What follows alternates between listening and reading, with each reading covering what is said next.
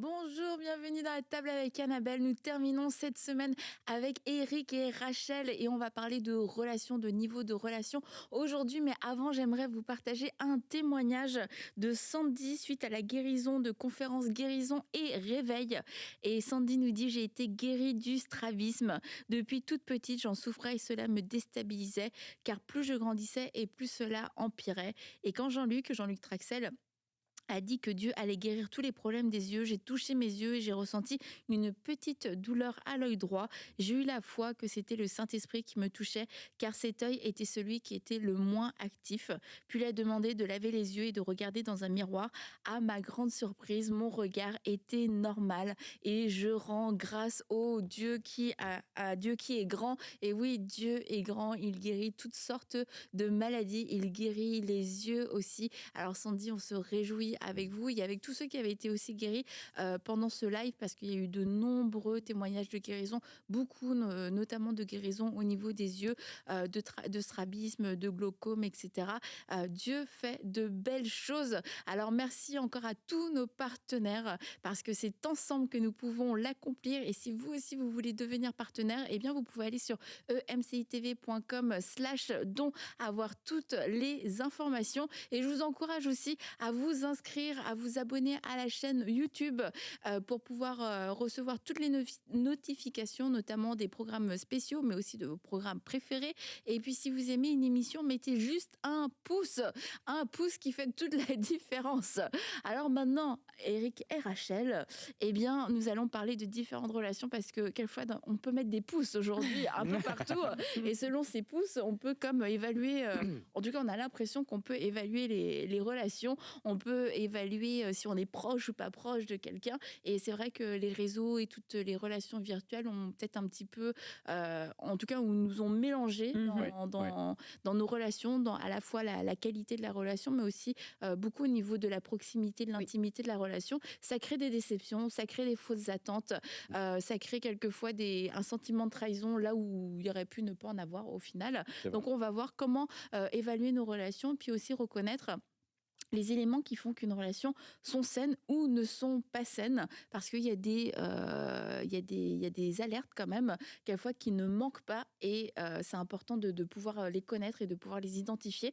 Mais on parle beaucoup de relations toxiques, et on voulait pas faire une émission que sur les relations toxiques, et parce que je trouve aussi que, j'en profite pour le dire, que on en parle beaucoup et que beaucoup de relations sont aujourd'hui étiquetées comme relations toxiques.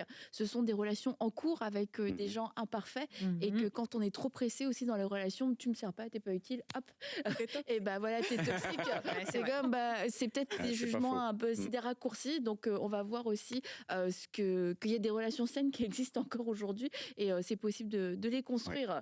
Alors on peut partir, je sais pas d'où vous voulez partir, mais un point, c'est que il y a différents types de relations, puis c'est pas une mauvaise chose. On voit Jésus, il y avait la foule, il y avait les disciples, il y avait les 12, il y avait Jacques, Jean, Pierre, et c'est ça, il y avait des cercles, et c'est pas une mauvaise chose. Mais pourtant, on peut vivre du rejet dans ces cercles, et nous-mêmes, on peut avoir du mal à jongler dans tous ces cercles. Donc, comment un petit peu on s'y retrouve? Moi, j'aime bien qu'on parte toujours du côté positif pour parler des relations, et bien sûr, on notera les relations toxiques, mais c'est toujours bon de partir du côté positif et de ce vers quoi on veut tendre, pas ce qu'on veut éviter seulement.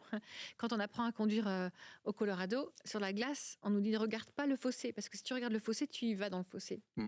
Donc, si on parle que des choses négatives, on risque de se retrouver coincé. C'est ce qui m'est arrivé la première glace au Québec. Je suis allée dans le fossé. Tu regardais le fossé, je suis allée dans le fossé. Si tu avais regardé la route, tu serais resté sur la route. Donc, très bon point de démarrer sur les relations. On a appris quand on était jeune à ce niveau-là, parce qu'en fait, on avait placé des mauvaises attentes sur des gens avec qui on travaillait. Et on a été blessés au niveau de nos relations. Et ça nous a permis de relativiser. Et c'était notre faute. C'est notre faute, parce qu'on avait mis des attentes sur des personnes qui n'étaient pas prêtes à y répondre, et on les avait introduits dans un cercle qui était trop intime. Donc en fait, pour positionner des relations, moi j'aime bien utiliser les cercles concentriques qui deviennent de plus en plus grands. Et à l'intérieur, je vais me mettre devant le micro, et à l'intérieur de mon cercle d'intimité, là il y a les personnes avec qui je veux ouvrir mon cœur en fait. Et puis ensuite il y a les amitiés, les collègues, puis les personnes autres, et puis Mhm. les autres. Et puis, il faut qu'on sache reconnaître dans quel cercle on veut introduire une personne. Et ici, une personne est... On en parlera des personnes toxiques. Si on les met ici, elles vont nous faire du mal. Si elles sont là, elles vont pas nous faire du mal, en fait. Donc déjà, si on commence à visualiser l'endroit où on va positionner nos relations, on va s'éviter des Et douleurs. je pense qu'avant de développer, souvent en tant que chrétien, on a de la culpabilité parce qu'on se dit, je suis chrétien, donc je vais être ami avec tout le monde. Mhm. Bah non. C'est pas possible. Même Jésus n'était pas ami avec tout le monde, donc c'est pas possible et on peut. Et peut-être que moi j'ai vécu ça avec l'âge. Quand j'ai passé 50 ans, j'ai eu comme un AA moment. J'ai 50 ans, je suis vieux. J'ai Non, plus t'es à pas faire. vieux. Non, je suis Tu pas suis vieux. Je suis mature. toujours très jeune, mature. Mais je me suis, encore une fois, parce que c'est mon profil de personnalité, je faisais tellement d'efforts pour plaire à des gens qui, en fait, ne seraient jamais d'accord avec moi ou en valaient même pas la peine dans ma vie. Et en fait, on peut ne pas être ami avec tout le monde et être un chrétien qui plaise à Dieu. On doit avoir du respect pour tout le monde, on doit respecter les personnes en tant qu'individus pour lesquels Christ a donné sa vie, mais ça ne veut pas dire qu'on doit être ami de la même manière avec tout le monde. Donc attention aux fausses culpabilités chrétiennes. La culpabilité, elle vient rarement de l'Esprit Saint, c'est la conviction de péché qui vient de l'Esprit Saint. Donc là, c'est différent. Mais la culpabilité qui nous fait dire « il faut que je sois ami avec tout le monde », non. On peut être ami avec certaines personnes d'une manière, et tu vas l'expliquer, plus intense, plus profonde parce qu'on veut être vulnérable, mais on n'a pas besoin d'être ami avec tout le monde. Voilà. Et puis ça, c'est les cercles d'amitié et des relations. Et puis ensuite, il faut qu'on garde en tête qu'une relation, elle n'est pas forcément à égalité de la même façon. Par exemple, il y a plein de gens avec qui on a une relation de thérapeute à personne qui fait de la thérapie avec nous. Ces personnes ouvrent leur cœur et me racontent leur sexualité pour un temps. C'est une fenêtre ouverte sur un temps. Mais moi, je ne vais pas raconter ma sexualité à la personne. On n'a pas une relation d'amitié, on a une relation de thérapie. C'est-à-dire que sur un point précis, une problématique précise, le thérapeute va amener des propositions de solutions, expliquer comment prendre un chemin de guérison. Si je prends un coach sportif, par exemple, je vais définir... C'est un projet que tu as ? Non. C'est un exemple non vécu. Je me demandais si on vivait un truc en direct. C'est un projet, non, c'est juste un exemple pour quelqu'un d'autre sur notre planète. Donc, si je choisissais, par exemple, dans une autre planète, de me fixer un objectif de marathon, je vais voir le coach sportif, je vais lui dire, mon objectif est de courir un marathon. Le coach sportif va m'accompagner jusqu'à ce que je cours le marathon. Mais il ne va pas me raconter sa vie. C'est pas... Si je vais voir mon pasteur, c'est pareil. Ou quelqu'un, je viens pour avoir de l'aide sur une compréhension, quelque chose dans ma vie spirituelle, mais je ne m'attends pas à ce que le pasteur il soit mon ami, en fait. Mais comment est-ce que toi, tu gères une personne qui n'avait pas compris la relation que vous avez? Moi, je t'ai ouvert mon cœur, Rachel. Oui. Tu sais, du coup, je m'attends. T'es mon ami maintenant. Je m'attends à ce que tu me souhaites ma fête, à ce que tu sois là à des moments importants, que tu prennes de mes nouvelles. Et je te le verbalise. Écoute, je suis déçue ou ça me fait de la peine. Comment est-ce que toi, tu peux gérer quelque chose comme ça? Ça m'est déjà arrivé, t'imagines bien. Et donc, ma position, c'est de dire, je suis désolée que tes attentes non exprimées et que n'aient pas été accomplies, mais c'était des attentes mal placées, puisqu'en fait, on n'est pas dans une relation d'amitié. Et ça fait mal, hein, mais je vais le dire Comme avec... ça, tu es fixé tout de suite. Et j'ai appris aussi à l'annoncer, en fait. Là, je t'écoute, j'ai une casquette différente, ma casquette de thérapeute. Il m'est arrivé d'avoir des temps d'échange avec des amis qui voulaient mettre ma casquette de thérapeute. À l'inverse aussi. À l'inverse aussi. Ouais. Et donc, dans ce cas-là, je dis, non, on est en train de faire la vaisselle, là, je suis pas en mode thérapeute. Si tu veux, on va prendre un rendez-vous, c'est exceptionnel, mais on va se mettre dans un cadre où je vais être assise derrière un bureau ou un écran et je vais pencher ma tête sur le côté en mode thérapie. Et on peut pas mélanger les deux, en fait. Donc, c'est comme ça qu'on a démarré. Ouais. Le fait de positionner les attentes sur la personne et de les exprimer. Donc, quand je démarre une thérapie, je dis pas, je suis pas ton ami, mais je vais avoir une posture qui va professionnelle, qui va vraiment transmettre une certaine distance thérapeutique pour que la personne ne s'attende pas à ce que j'ouvre mon cœur. Donc là, c'est des deux côtés en fait. J'ai appris à positionner en tant que pasteur ou thérapeute pour que la personne ne soit pas confuse dans mes messages. Mes messages ne sont pas confus. Tu vois ? Et quand il n'y a pas de rapport, parce que thérapeute, il y a comme un rapport quand même qui est là, mais parfois il y a des situations où on est sur le même pied d'égalité, on va dire. Et il y a peut-être une personne qui, comme Annabelle a dit, a des attentes par rapport à toi que toi, tu n'as pas forcément. Et cette personne exprime de l'amitié, elle exprime différentes choses, mais tu ne sens pas que tu es au même niveau. Comment on fait dans ce cas-là? Est-ce qu'on lui dit vraiment qu'on n'est pas au même niveau? En sachant que... Tu vois, il y a plusieurs cercles. T'es là. Je pense que si tu te retrouves dans une relation où tu sens que la personne a envie de plus, mais toi non, ne lui donne pas de faux espoirs. Ne commence pas à lui rendre l'appareil. Par exemple, si cette personne te parle de choses relativement personnelles. Essayer d'être le moins blessant possible, c'est pas facile parce que on n'est pas à la place de l'autre personne, on n'est pas dans son cœur, on ne sait pas comment elle va réagir. Mais donne-lui le moins d'espoir possible en étant avec une distance émotionnelle, tout simplement. Tu peux écouter, mais pas rendre l'appareil en parlant toi de tes propres amis ou de choses qui te concernent ou autres. Et de garder une distance. Si tu sens que vraiment ça t'intéresse pas à ce moment-là, essaie de ne pas donner suite ou de ne pas donner de faux espoirs. Bon, puis après des moments, il faut juste le dire. Alors toi, tu as la méthode douce et la méthode plus directe. C'est pour ça que tu choisis. Rachel. Moi, dans notre histoire, l'endroit où j'ai le plus été blessée, c'était pas la faute de l'autre personne, c'était une collègue. C'était que je m'attendais qu'elle réagisse comme moi, je réagissais avec elle. Et je l'avais pas dit. C'est un exemple tout simple. Je vais donner l'exemple. Donc on était collègues, on travaillait dans la même équipe dans un pays étranger. Quand elle partait en vacances, moi je m'arrangeais à ce qu'il y ait son frigo plein et un repas prêt. Pour qu'elle revienne. Quand elle revienne avec, puis à cette époque-là, les fleurs coûtaient pas cher, je mettais même des fleurs. Et ça c'est marrant, je l'avais pas longtemps. C'est gentil, tu vois. Ouais, c'était gentil. Et je mettais même des fleurs. Je mettais des fleurs sur les lits de toutes les chambres. Pour que les gens se sentent accueillis. Et quand nous, on est partis en vacances, ils ne l'ont pas fait. Moi, ça m'a blessée. Il n'y a pas longtemps, je donnais cet exemple et quelqu'un a dit « Moi, j'aurais été choquée que tu rentres dans ma chambre pour mettre des fleurs. » Pendant que je ne suis pas là. J'ai dit « Tu vois, tu as raison, je n'avais jamais compris que ça pouvait la choquer. » Alors, on était très jeunes, mais ça m'a donné une leçon, en fait. J'avais des attentes qu'elle fasse un repas et qu'elle mette des fleurs sur mon lit que je n'ai pas exprimées, qui étaient peut-être déplacées, parce qu'elle était peut-être choquée que je mette une fleur sur son lit, puis elle ne me l'a jamais dit. En fait, nos attentes étaient décalées parce que je ne les avais pas exprimées. Et à partir de là, je me suis dit je vais exprimer les attentes et je ferai attention que ça soit dans les deux sens, en fait. Peut-être que ça m'a permis d'être plus direct, mais quand quelqu'un a envie de construire une amitié avec moi, ça m'est déjà arrivé, une amie qui est maintenant devenue une amie, elle vient vraiment me dire « Je veux être ton amie parce que je t'admire trop. » Je lui dis « Si tu commences comme ça, tu ne seras jamais mon amie. En fait. On ne peut pas avoir cette relation. » Mais tu fais « Recommence. » On recommence, on l'a refait. Si tu veux qu'on travaille sur une amitié, tu peux pas arriver avec ça, parce que chez moi, ça va me fermer. Et donc, j'ai appris, je pense que ça a facilité les relations, à simplement exprimer les attentes. Tu es dans ce cercle-là, si tu veux rentrer dans un cercle plus proche, il faut que ça soit réciproque et qu'on exprime qu'est-ce qu'on attend de l'autre exactement. Pour moi, c'est vraiment une question de maturité aussi. Quand on est jeune, peut-être que certaines personnes sont meilleures que d'autres, mais on ne va pas savoir exactement comment jauger ses propres attentes et deviner ou comprendre les attentes de l'autre.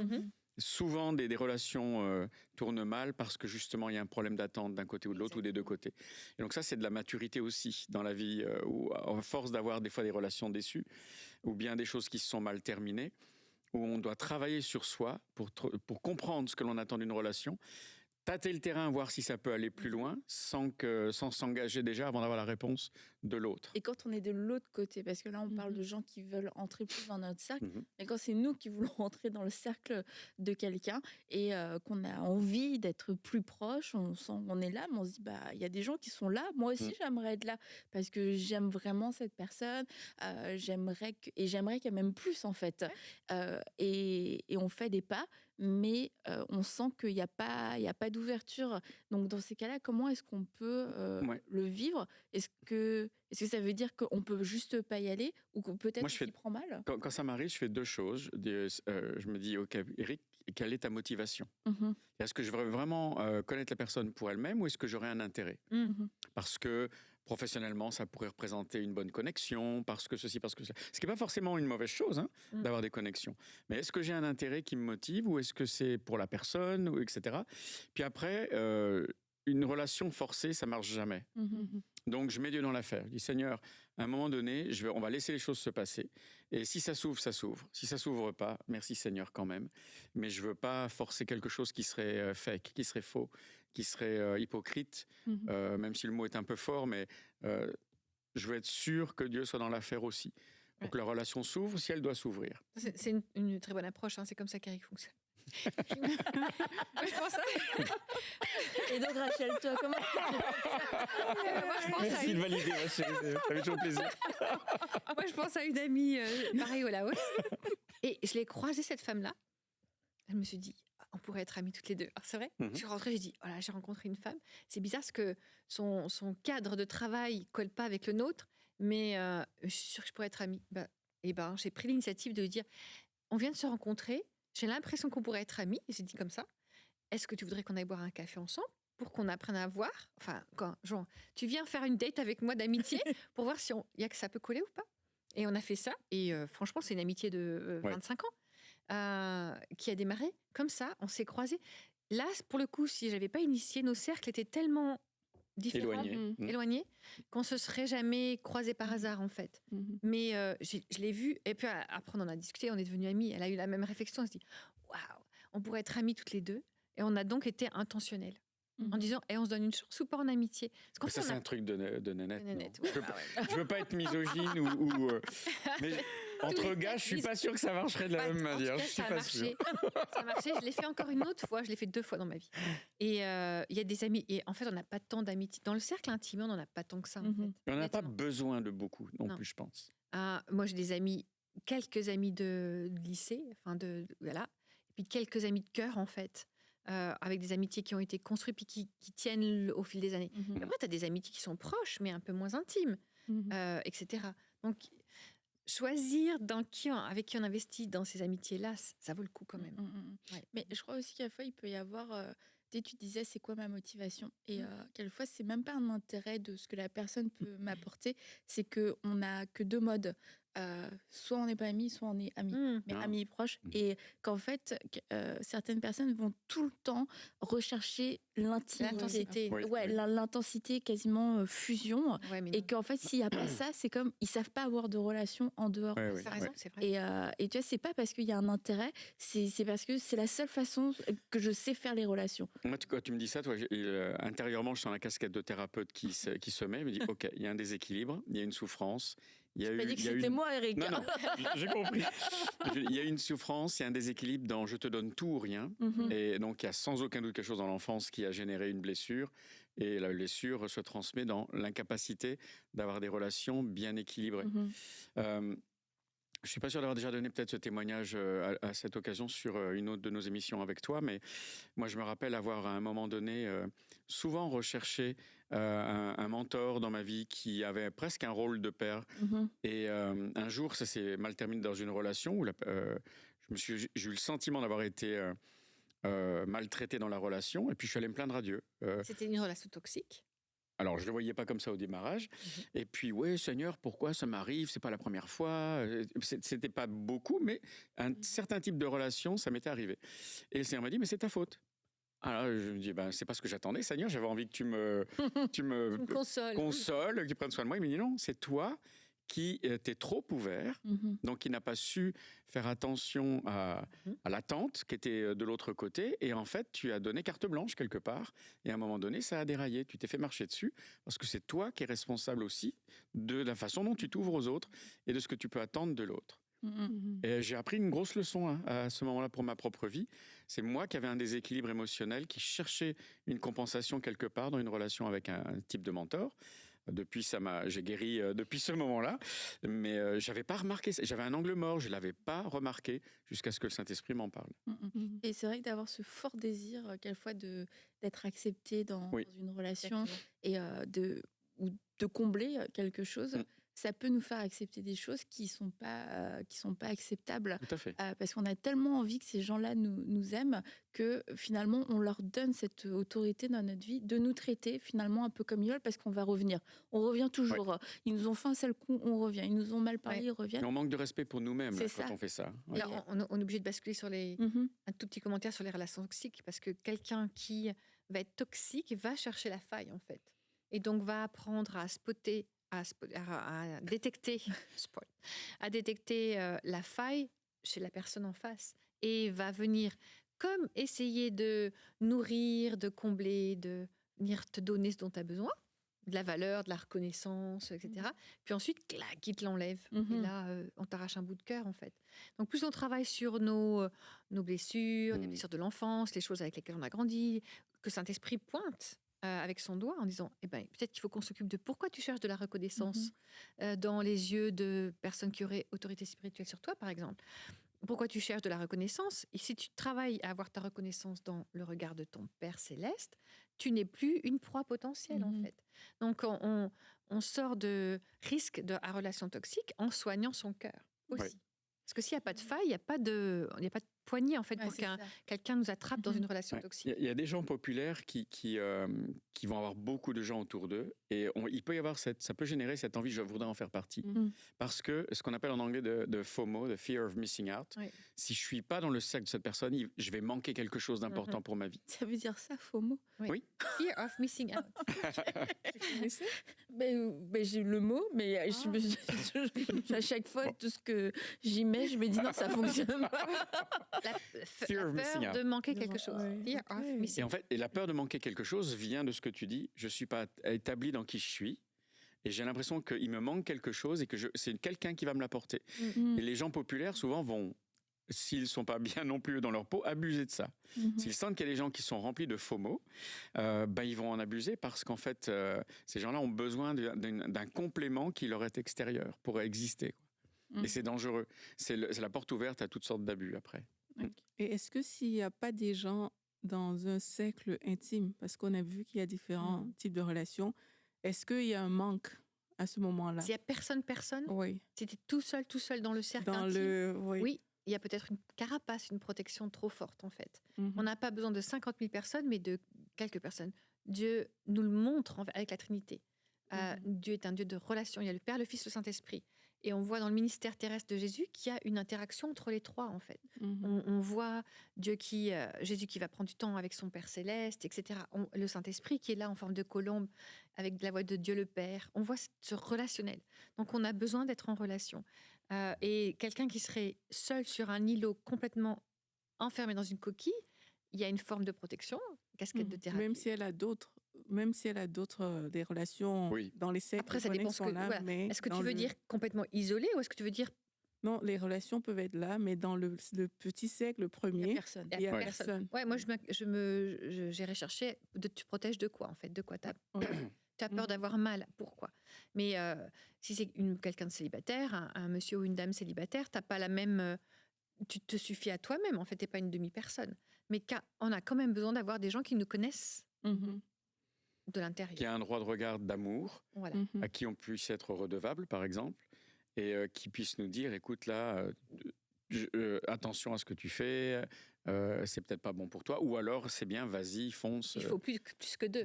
Et plus que deux, il faut toujours. Un trio, en fait. Pour qu'il n'y ait pas d'exclusivité. Là, on parle de combien de personnes? 3, 4, 5. 3, 4, 5. Parce que là, il n'y a pas de place pour 12 pas personnes. 58.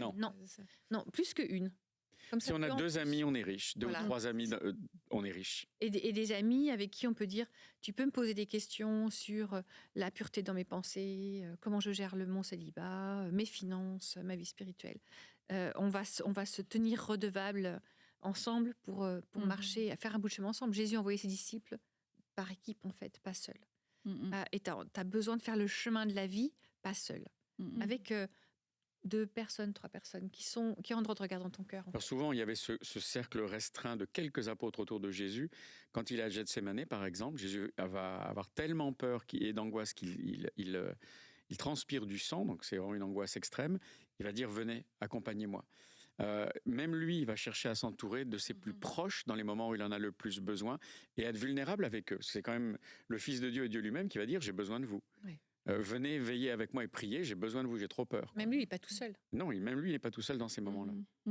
Et comment faire si il y a quelqu'un, on sait que je suis dans son cercle intime à elle, mais elle n'est pas dans le mien.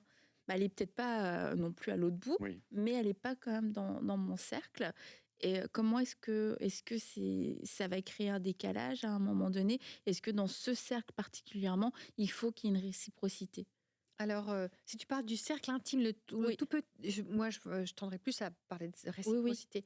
Oui, c'est pas juste si d'un seul coup, elle te raconte tout. On n'est pas dans une relation de thérapie, on est d'accord. Une relation d'amitié.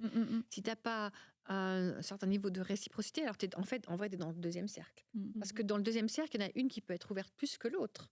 Mais tu n'as pas un niveau d'intensité égal. Si tu es ici, si tu veux vraiment de la confiance, il faut que tu joues le jeu dans les deux sens. Sinon, tu es juste le cercle d'à côté. Il n'y a pas de problème. On peut être dans le deuxième cercle où il y a un niveau d'ouverture ou de besoin d'ouverture qui est un peu en décalé. Pas de problème dans le deuxième cercle. Dans le premier, t'imagines pas qu'il y en a qu'un des deux qui se choisissent de se rendre vulnérable. Parce qu'il peut y avoir ce décalage quelquefois dans les relations. Oui. Tu sens oui, que tout à fait. il y a une qui est beaucoup plus impliquée, tu es plus importante pour elle qu'elle l'est pour toi. Pas de problème. Et c'est pas de problème. Si, c'est dans le Et c'est pas de problème, mais si l'autre t'a dit, mais il y en a une qui va dire, moi je m'ouvre à toi et toi jamais. Mais je pense qu'il faut être capable de l'accepter. Si on aime vraiment la personne, peut-être que c'est sûr, des personnes ont moins besoin de s'ouvrir aux autres que d'autres. Et donc accepter qu'il n'y ait pas une réciprocité à 100%. Mais verbaliser qu'on n'est pas dans le cercle d'intimité en vrai. On est dans le deuxième cercle avec un niveau d'ouverture différent aux deux niveaux. De parler de personnes. Dans le premier cercle, est-ce qu'on peut se permettre, ou alors l'on tombe dans le deuxième, OK, avec cette personne, je parle, je sais pas, des enfants et je sais pas quoi, mais il y a des domaines que je ne parle pas. Oui. C'est OK, C'est pour ça que mais on est dans le premier cercle. Oui. OK. C'est pour ça que tu as plusieurs personnes dans ce premier cercle. Quand tu es célibataire, par exemple. Quand tu es marié, ce cercle-là, le premier, là, il inclut deux personnes, en fait, dans l'intimité. Quand tu es célibataire, tu peux pas être seul dans ce cercle-là. Mais il te faut 2 personnes au minimum. Et tu vas pas ouvrir à 100% à une seule personne, sinon tu as un risque d'exclusivité. Mais à 2 personnes ou 3 personnes, oui. OK. Je trouve que de visualiser avec les cercles, ça aide en fait. On se positionne. Ça aide. Et quelquefois, on peut aussi... vas-y. Dans le cas... Moi, j'ai des cas, parce que dans ma tête, ça... Ça travaille. À l'école, ouais. Et comment on fait lorsque, par exemple, tu es en position de mentor-ami? Oui. Comment... Attends, oui. t'es la mentor de ton ami. Oui, tu es dans ces positions. Déjà, est-ce que c'est bien Est-ce que ça fonctionne ou... Moi, j'ai un cas, le cas dont je parlais tout à l'heure, c'était ça. En fait, au démarrage de la relation, c'était mon mentor, et lui et moi savions qu'il y avait un danger d'être à la fois ami et mentor. On se dit, wow, on va quand même être plus intelligent que ça. Ça s'est mal terminé. OK. Donc, il y a un moment donné, la idée. hiérarchie de l'un vis-à-vis de l'autre va corrompre l'amitié au niveau de l'équilibre. Et pas forcément avec de mauvaises intentions, mais il y a un moment donné, il y aura un abus de la relation d'un côté ou de l'autre. Parce que dans la relation de mentor à mentoré, tu as une relation, comme tu dis, hiérarchique. Le mentor, il te tire vers le haut. Il dit, je vois dans ta vie qu'il faut qu'on travaille sur l'orgueil, par exemple. Donc le mentor, tu lui donnes un droit de regard sur ta vie. Ensuite, tu as le coach, c'est toi qui lui donnes l'objectif et il va te donner les pas pour arriver à l'objectif. Il va vérifier avec toi, est-ce que tu as fait le pas 1 ? Est-ce que tu as acheté une paire de baskets pour courir le marathon, par exemple ? Donc c'est le coach, tu lui donnes l'objectif, il te fait avancer. Ensuite, tu as le thérapeute, tu as un problème, tu amènes une problématique au thérapeute. Après, tu as le partenaire de redevabilité qui peut être un niveau d'amitié où tu te dis, j'ai besoin que tu m'aides à travailler sur la pureté de mes pensées. Donc, s'il te plaît, demande-moi tous les 15 jours si je regardais un truc déplacé. Là, on est dans une relation, on marche ensemble. Ici, tu as Paul et Timothée. Là, tu as Paul et Barnabas. On marche ensemble. Ouais, on marche ensemble sur le chemin et je te donne un droit de regard sur tel domaine de ma vie. Et ça peut être dans les deux sens, pas de problème. Mais tu vois, mentorer, tu mentores pas ton... Et si tu es ami, il faut vraiment changer de casquette. En fait, il faut avoir beaucoup de discipline dans le relationnel avec une amie. Comme je dis, moi, on n'est pas super encourageant de cette situation-là, mais ça arrive. Et dans ce cas-là, moi, je mélange pas les deux conversations. Ouais. Si on a une conversation où je suis plus dans une position de mentor, on prend rendez-vous, on le marque dans l'agenda, on ouvre le rendez-vous par la prière, on termine le rendez-vous par la prière. Quand je suis amie avec toi, je prie pas avant de te parler. Enfin, je discute avec toi. Tu vois. Et donc, on a mis en place quelques petits rituels qui ouvrent et ferment le changement de casquette. Ok. Ça répond à ta question. Bah oui, parfaitement, parfaitement. Parce que parfois, il y a des amalgames Oui. aussi, parce que je pense que quand on ne comprend pas les rôles, on peut se laisser déborder. Bah oui. Tu vois, le mentor devient peut-être l'ami de tout le monde. Et puis là, ce que ça fait, c'est que ça, à un moment, on ne sait plus, mais il faut le dire. En fait. La confusion génère toujours la souffrance d'un côté ou de l'autre. La confusion des rôles. Ouais. Honnêtement, des fois, en tant que thérapeute ou mentor, je te donne un conseil, et si je suis en tant qu'ami, je ne te donne pas le même conseil. Mon conseil est différent en tant qu'ami. En tant qu'ami, je te dis, sauve-toi. En tant que mentor, je te dis, non, tu vas apprendre à reconstruire. Par exemple. Donc, des fois, tu préfères avoir le mentor que l'ami. Et c'est vrai, c'est pas le même niveau de conseil. Il faut faire attention à toute relation qui peut tourner après à un abus d'autorité ou un abus de la relation. Un mentor peut avoir, à un moment donné, se dire, bon, ben, je domine dans la relation, puisque je suis le mentor, je peux utiliser la relation pour obtenir telle ou telle chose de la personne. Évidemment, là, c'est dangereux, quoi. Et là, on a beaucoup parlé du positionnement. Je pense que c'est intéressant de voir aussi l'effet qu'une relation conduit sur nous. Il y a des gens, ils te vident, en fait. Tu passes une après-midi ou une heure, tu ressors vidé. C'est pas des relations, c'est pas ces gens qui te vident, parce qu'il y a de l'énergie qui est pompée, tu peux pas les avoir dans un cercle intime, sinon tu vas suffoquer. En fait, les gens qui te vident, il faut que tu les gardes dans un cercle plus loin, parce que l'effet sur toi, c'est t'arrives plus à respirer. Puis tu as des gens qui t'énergisent, tu repars de leur présence, t'es encouragé, t'es gonflé à bloc. Dans ces gens-là, tu as envie de les rapprocher, ou de te rapprocher de leur cercle intime, ou de les rapprocher de toi, de ton cercle intime, parce que l'effet sur toi et l'effet que toi tu as sur eux est positif, c'est un cercle vertueux. Donc ça, c'est aussi un critère pour savoir si évaluer les relations, en fait. Si tu vas être ami avec quelqu'un qui, à chaque fois que tu t'approches de cette personne, elle te vide, tu risques de tomber dans une relation toxique, en fait. Il y a un truc qui est pas au bon endroit. Et comme nous sommes des êtres humains, il peut y avoir des amitiés du cercle 1 qui, à un moment donné, même après 30 ans, 40 ans, je ne sais pas combien, vont s'arrêter. Okay. Moi, je me rappelle mes 2 amis d'enfance, qui étaient mes 2 témoins de mariage. Vraiment, on était très proches, on terminait la phrase de l'autre qui avait... Vraiment, on se connaissait par cœur. Mais il y a eu ma conversion. J'ai donné mon cœur à Jésus.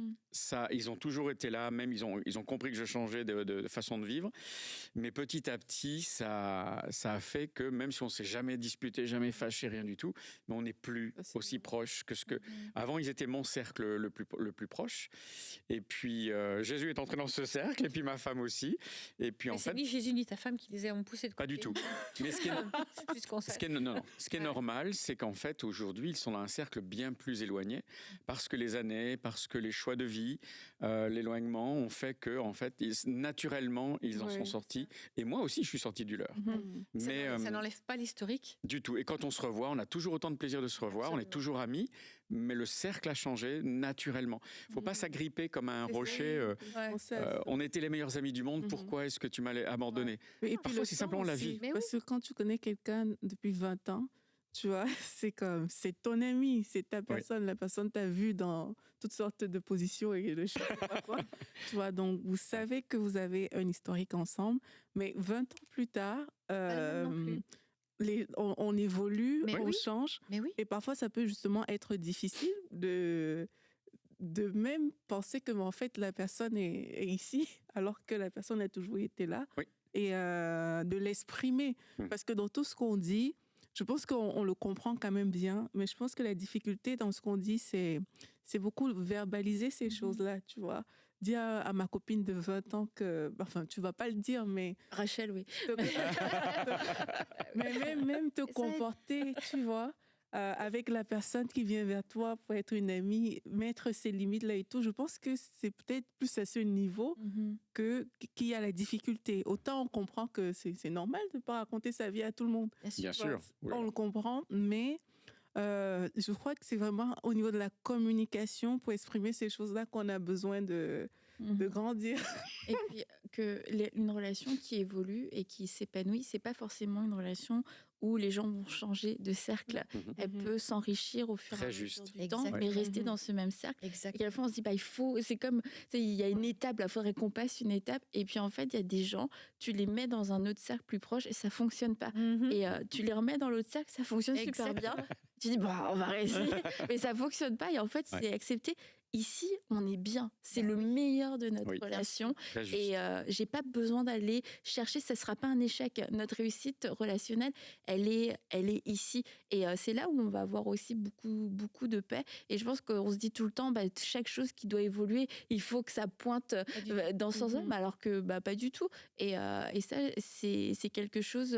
Une fois qu'on l'a compris, ça amène beaucoup de paix dans le cœur et dans les relations. C'est très profond. Ça aurait été intéressant, mais on n'a pas le temps peut-être. Mais ça aurait été intéressant de savoir plein de trucs en peu de temps. De savoir quelles sont les informations qu'on peut dire là, et qu'est-ce qu'on ne livre pas. C'est capable. Ah ouais.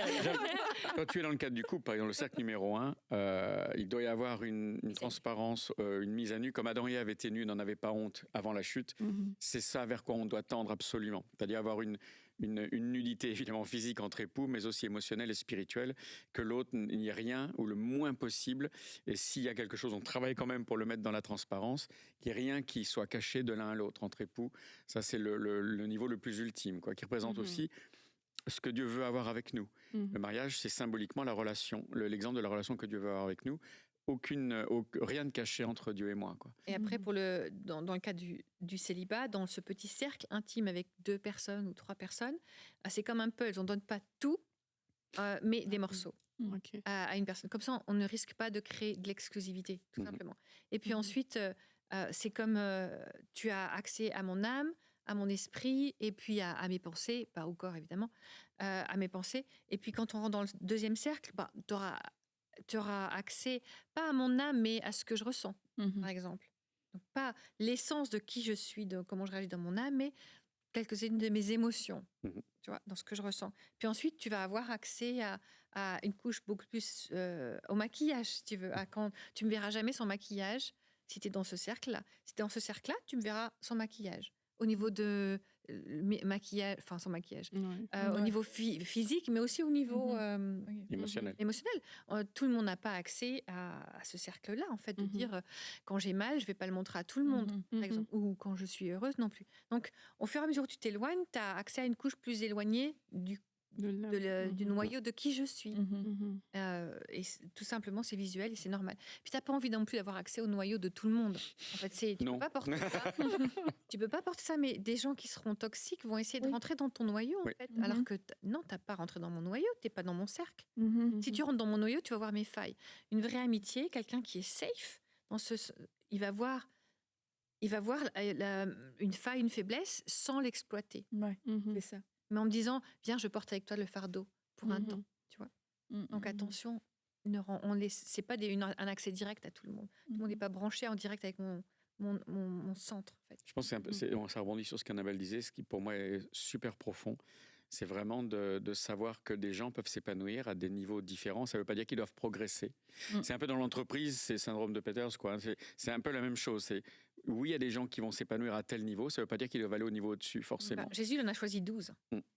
Et mais nous, on ne fait pas partie des 12 choisis par Jésus, mais on a quand même une relation avec lui. Tu vois. Mais il en a choisi pour son ministère terrestre qu'un certain nombre. Puis il y avait 40, puis il y avait 70. Puis voilà. Après, tu avais toutes les femmes, les autres, ils étaient aussi dans un cercle, mais pas le même cercle que les 12 avec qui il a fait son chemin. Et on voit cette notion de cercle avec Jésus. Et on voit cette notion de non-réciprocité totale. Enfin, quelqu'un qui le suivait partout pour écouter ce qu'il disait, il n'avait pas accès à quand il a pleuré seul à Gethsémani, tu vois. La foule n'avait pas accès à cet espace-là de son cœur. Donc, on peut tout à fait appliquer ce phénomène de cercle concentrique à Jésus sur son ministère terrestre. Je pense que c'est une maturité que l'on gagne en vieillissant aussi. En espérant qu'on apprenne de ce que l'on a vécu et qui a pu être douloureux, justement de bien positionner la personne là où elle appartient en fonction des attentes et de ce que je veux. Je n'ai pas à être forcé dans une relation. Dernière question. Je fais Aurélie aujourd'hui, non. Si on a un couple, est-ce que nos cercles doivent être en accord? Très bonne question. Oh. Elle est bonne. Alors, Elle est bonne. il y a dans un couple, il y a donc les deux, puis ensuite des cercles qui grandissent avec des personnes communes. On peut avoir quelques petites personnes satellites qui vont être l'ami plus. Eric a son cercle d'amis d'hommes, et moi j'ai quelques amis femmes. Donc on peut avoir des cercles sur le côté, mais qui sont validés par l'autre. En fait. Des fois même, je dis à Eric, vas-y, va dans ton groupe d'hommes, ça va te faire du bien. Donc c'est équilibré et sain aussi que d'avoir des petits cercles indépendants. Ok, merci. Non, Aurélie, je suis désolée. J'ai voulu... Mais il faut que vous reveniez. On a plein de questions. C'est un bon sujet. C'est un bon sujet. Nous, on aime et je pense que ça amène de la clarté. Qu'est-ce que tu as dit? Comment tu l'as dit, Eric? Où il y a de la confusion, il y a... Des blessures? Non, je sais plus, mais en tout cas, c'est très bien. Ça. Retrouvez le passage. Retrouvez, mettez-le dans les commentaires, comme ça on ira lire vos commentaires. Les souffrances, sans doute. Oui. Et une des choses que vous avez exprimées tous les deux, c'est au niveau de la clarté. La clarté de où on est, là où sont les personnes aussi dans notre cercle. Alors, on a vu, il y a plusieurs façons de l'exprimer, de le manifester. Donc, prenez celle qui vous convient le mieux. Il n'y en a pas une qui est mieux. Ah bon? Mais une qui vous correspondra le mieux. Et je crois que ça va amener de l'ordre, ça va amener de la paix, ça va éviter que vous subissiez vos relations. Les relations, c'est des bénédictions en fait dans notre vie, c'est sûr. Il y a des choses, il y aura des défis, il y a des choses à travailler, à pardonner, des confiances à rebâtir, mais on n'est pas obligé de subir les relations et d'être malheureux dans nos relations. Dieu a prévu beaucoup de joie dans tous ces cercles, alors que vous puissiez découvrir ces cercles. Et s'il y en avait qu'un seul, ça veut dire qu'il manque peut-être un petit peu de largeur et d'espace dans vos relations, et que chacun puisse être remis à sa place. Et c'est peut-être aussi comme ça que vous allez pouvoir retrouver un petit peu de respiration, parce que Dieu ne nous a pas créés pour qu'on vive seul aussi. Et ces amitiés, plus ou moins proches, nous enrichissent, nous apportent aussi beaucoup et peuvent être des aides capitales à des moments cruciaux dans nos vies aussi. Alors, c'est pour ça que je vous encourage à pouvoir faire cet exercice avec le Saint-Esprit. Et encore une fois, merci Eric et Rachel. Très, très enrichissant toutes ces émissions. Et on se dit à bientôt. Bye bye.